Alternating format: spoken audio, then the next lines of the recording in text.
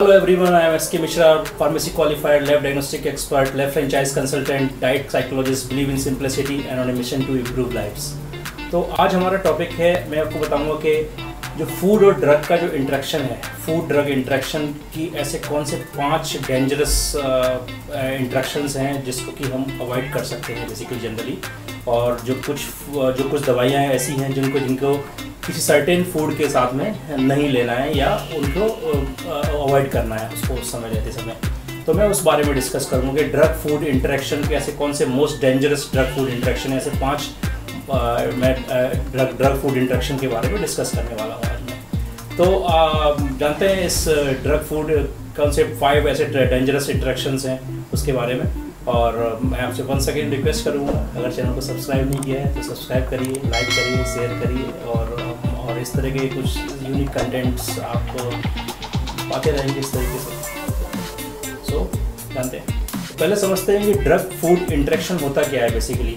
तो drug food interaction से मतलब है कि जो भी दवाइयाँ डॉक्टर्स ने आपको प्रिस्क्राइब करी हैं और दवाइयाँ जब आप खाते हैं उसके साथ में अगर कुछ सर्टेन प्रकार के जो फूड आर्टिकल्स हैं या जो इस तरह के खाना आप खाते हैं जिससे कि उस ड्रग्स का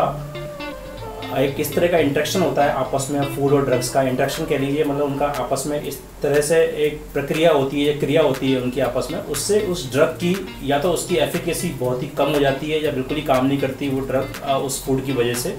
या फिर उसका कुछ एडवर्स रिएक्शंस भी उसमें डेवलप हो जाती है जिसके कि बहुत ही दुष्परिणाम होते हैं शरीर के ऊपर। तो ये बेसिकली इसको हम ड्रग फूड इंटरेक्शन बोलते हैं कि ड्रग और ड्रग जब हम इस तरह की दोनों चीज़ें कंकरेंटली लेते हैं या मतलब एक साथ ली जाती हैं, दवाई के साथ में उस तरह का कोई भी हमने फूड आर्टिकल साथ में लिया तो उसमें उस तरह की रिएक्शंस अलग तरीके से पैदा होती हैं शरीर के अंदर और जिससे कि एक एडवर्स रिएक्शंस डेवलप होती हैं जिसको कि हम बेसिकली इंटरेक्शंस बोलते हैं एक टेक्निकल लैंग्वेज में कि ड्रग फूड इंटरेक्शन। तो इंटरेक्शन जो है वो कई बार बेनिफिशियल भी होता है और बहुत काफ़ी बार ये बेसिकली डेंजरस भी होता है। तो आज मैं जो डिस्कस करूंगा मैं बताऊंगा कि ऐसे 5 आपको ऐसे dangerous most dangerous drug food interactions के बारे में। तो उसमें जो पहला जो ड्रग फूड इंटरेक्शन है वो बेसिकली है जो कैल्शियम रिच जो फूड होते हैं, कैल्शियम रिच फूड और कोई भी एंटीबायोटिक्स जो होती हैं उनको अगर साथ में लिए जाए तो उस केस में जो एंटीबायोटिक्स हैं उनकी जो बेसिकली कह लीजिए उनका जो एब्जॉर्प्शन होना चाहिए शरीर के अंदर जाना चाहिए, इससे उसकी एफिकेसी बढ़ेगी, जिससे वो इन्फेक्शन को ख़त्म करेंगी, वो काफ़ी कम हो जाती है और बहुत स्लो हो जाती है। तो जब भी कभी एंटीबायोटिक्स प्रिस्क्राइब हों या आप अपने किसी भी फार्मेसी कंसल्टेंट से पूछ सकते हैं, बेसिकली जान सकते हैं इसके बारे में कि इस तरह कोई इंट्रैक्शंस तो नहीं है आपके प्रिस्क्रिप्शन में और उस तरह के फूड को आप अवॉइड कर सकते हैं ईजिली। तो ये बेसिकली कैल्शियम रिच फूड से मेरा मतलब है जैसे चीज़ हो गए, मिल्क हो गया,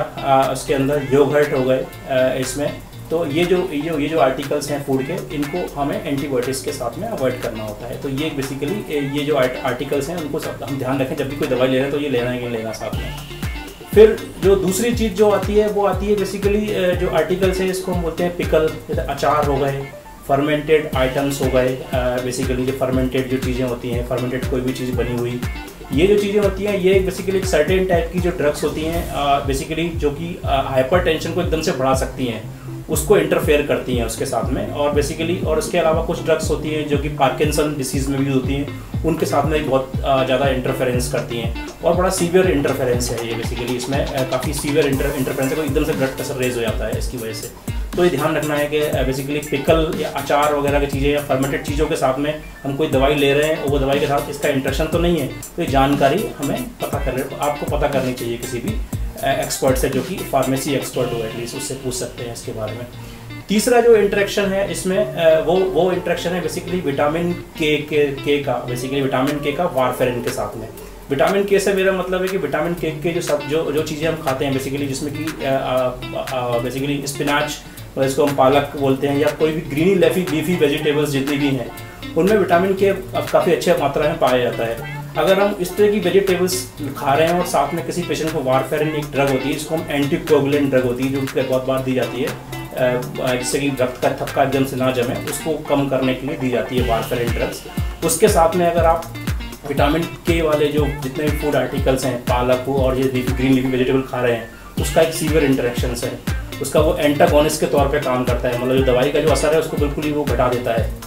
तो उससे और दूसरी सीवियर समस्याएं हो सकती हैं, जिसकी वजह से वो जिस लिए वो दवाई लिखी गई है वो दवाई काम ही नहीं करेगी उस केस में। तो ये एक बड़ा इंटरेक्शन है। फिर चौथा जो कॉमन बड़ा इंटरेक्शन है वो है अल्कोहल। अल्कोहल का जो इंटरेक्शन है वो बहुत सारी ड्रग्स के साथ में है बेसिकली। खास तौर पे तो वो ड्रग जो कि स्टिमुलेंट ड्रग जो प्रिस्क्राइब करते हैं डॉक्टर्स डिफरेंट लोगों को, उसके साथ में अगर अल्कोहल का लिया जाए तो एक सीवियर इंटरेक्शंस डेवलप होता है और जो कि सीवियर समस्या पैदा करता है, मतलब एक सीरियस कॉम्प्लिकेशन इशू क्रिएट करता है बेसिकली। तो अल्कोहल के साथ में किसी भी अन्य दवाई को जब भी ले रहे हैं तो इसका ध्यान रखें कि वो उसका कोई इंटरेक्शंस नहीं है, उसके लिए आप जरूर कंसल्ट करें लेने से पहले। तो अल्कोहल एक इसमें कंटेंट है। फिर